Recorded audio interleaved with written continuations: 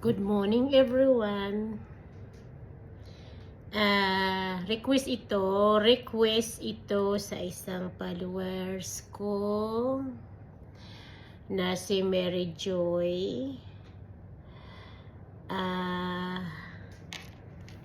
Pinapabati niya sa akin yung biyanan niya na si Edwin.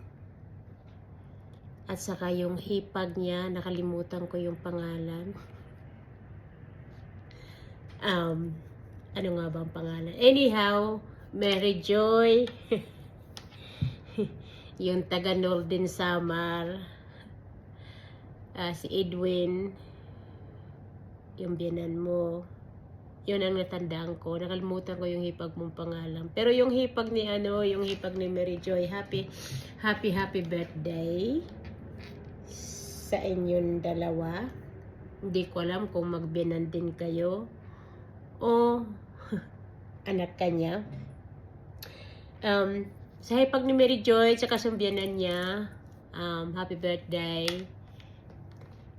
At sana marami pang dumating na maraming aray, sumasakit ang mata ko.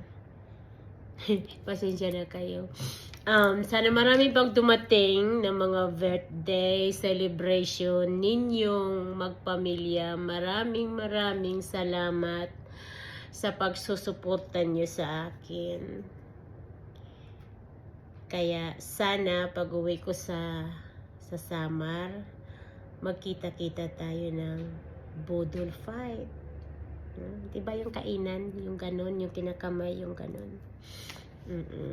So anyhow, Mary Joyce, yes, thank you for letting me know.